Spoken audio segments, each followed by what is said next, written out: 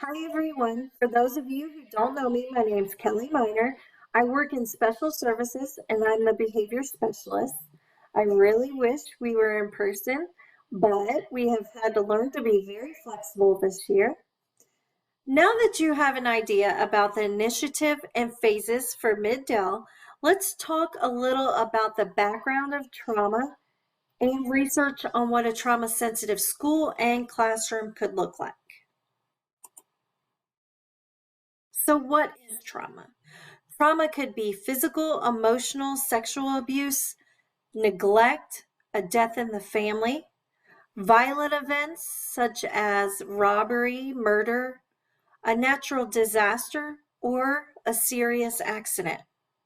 Childhood trauma has been conceptualized as a response to a negative external event or series of events, which render a child temporarily helpless and surpass the child's ordinary coping and defensive operations. Research suggests that between half and 2/3 of all school-age children experience trauma. Let's look at trauma in behavioral terms. An MO is a motivating operation. It alters the effectiveness of some stimulus, object, or event as a reinforcer and alters the current frequency of all behavior that has been reinforced by that stimulus, object, or event. So during a traumatic event, an MO rises to a very high level because you may want someone who can help you. You want to remove attention from someone who is hurting you. You want to escape a situation that's really, really bad. So the escape and attention becomes so valuable at that time. The behavior that occurs to get that escape or attention will now stay in that person's repertoire. So even if it's not a good behavior, let's look at fighting back. It's not a good behavior we want to see anywhere else but that traumatic situation. But since fighting back paid off in such a big, big way, this behavior will start to surface in other areas or situations.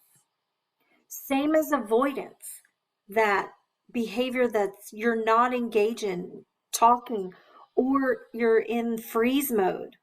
Avoidance behavior works in those traumatic situations, so this person will use this behavior in other areas as well. It's very important to understand how the traumatic events bear on the value of attention, escape, avoidance, and the new behaviors that come from these events.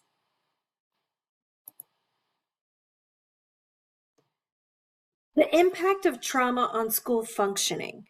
Let's look at our brain. We have three main parts of the brain. The amygdala, which is our emotional response center that helps people perceive and control emotions. Then we have the hippocampus, which is learning and memory. And the third one is our prefrontal cortex. It's responsible for executive functioning. So let's look at the brain as an upstairs brain and a downstairs brain. When you're using your upstairs brain, you can think before you act. You're in control of your body and reactions. You can focus. You feel like you can get work done. You often can see others' point of view, and you think before you speak. But when you're using your downstairs brain, you often forget to think before you act. So you're acting before you think. You're not in control of your body or reactions. Sometimes you feel too tired or stressed to focus. You may even yell, scream, argue, or run away. And in your downstairs brain, you only see the problem from your point of view. So when we look at the upstairs and the downstairs brain, let's look at dysregulation. It's different routines or stressful situations. So you tend to have an overreactive stress system. So that can look like hypoarousal, that's your fight and flight, or hyperarousal, which is your freeze mode, shutting down, avoidance.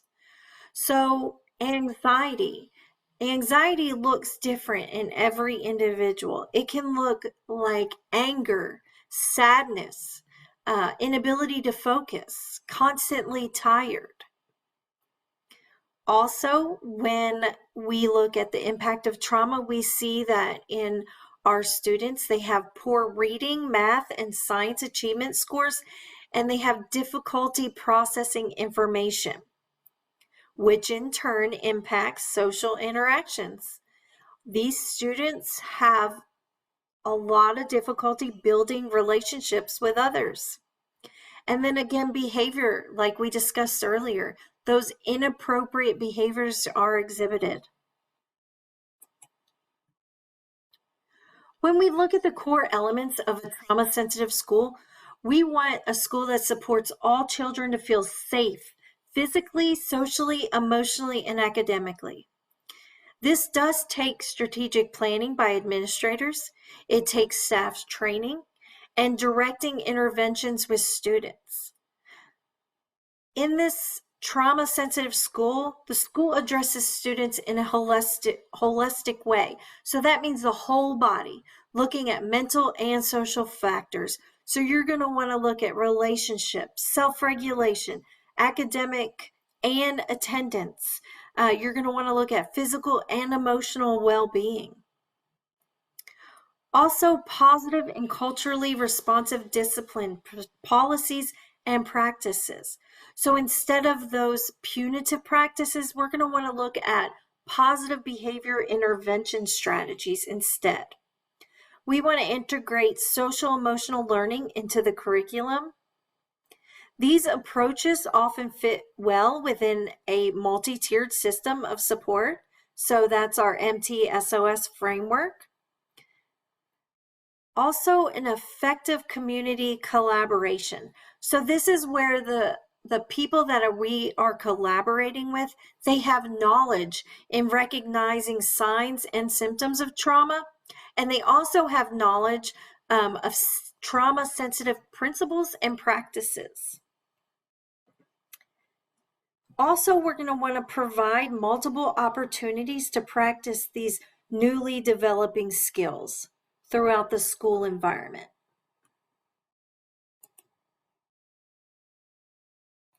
Looking at a trauma-informed classroom, this classroom is going to look different than a traditional classroom.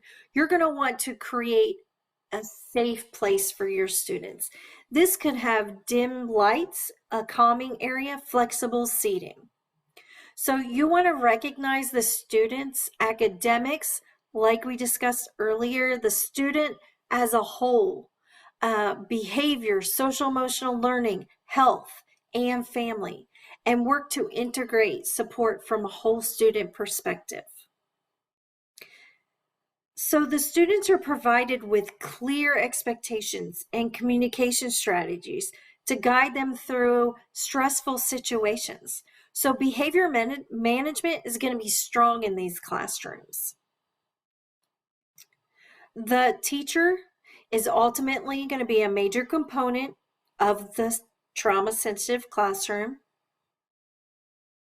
You're going to want to build community to help students feel a sense of belonging, to create unity in the classroom.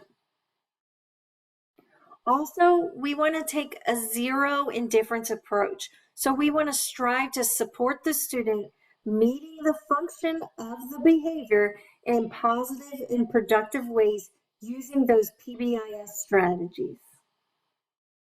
Again, you're going to want to provide multiple opportunities to practice newly developing skills. You're going to also want to find those teachable moments throughout the school day. Teaching and modeling empathy and active listening. Even teaching parts of the brain like we discussed earlier. Using these strategies, you're going to see a decrease in suspensions, discipline referrals, and student aggression, and see the increase in student relationships with adults, student engagement, student time on task, and attendance. Looking at the benefits of implementing trauma-informed strategies, these are just some, but improving academic achievement and test scores while improving the school climate. We want to improve the teacher's sense of satisfaction, and also we want our teachers to feel safe in the classroom. We want to improve that retention of new teachers. And then we want a reduction of student behavioral outbursts. We want reduction for staff stress and student stress, reduction in absences, detentions, referrals to the office. We want reduction in the need for special education services by using those PBIS strategies. We want to reduce student bullying and harassment. And then our long-term goal, we want to reduce those student dropouts. Next, we're going to discuss the zones of regulation.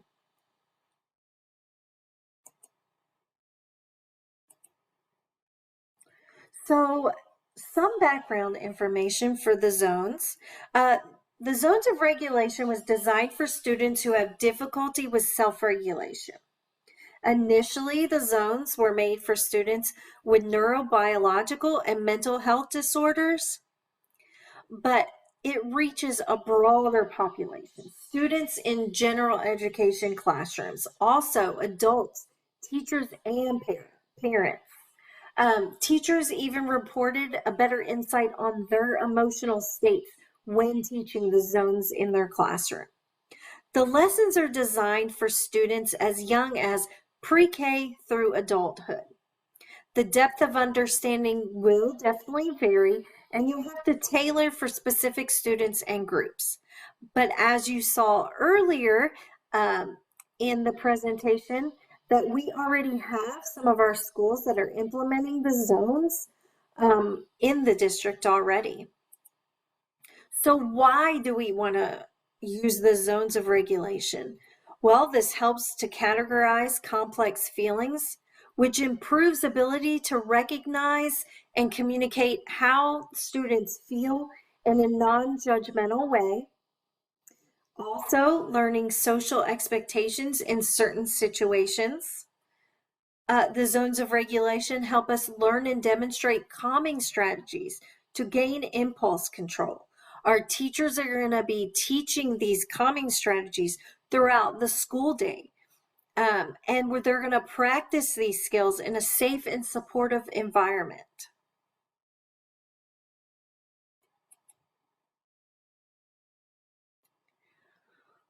These are some of the posters that are up throughout the district. We really have some of them up in the elementary schools.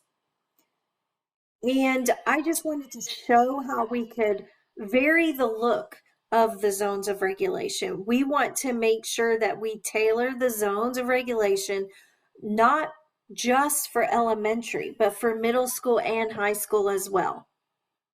So looking at these zones and remembering what you saw earlier in the video, that these zones, there's no bad zone, okay?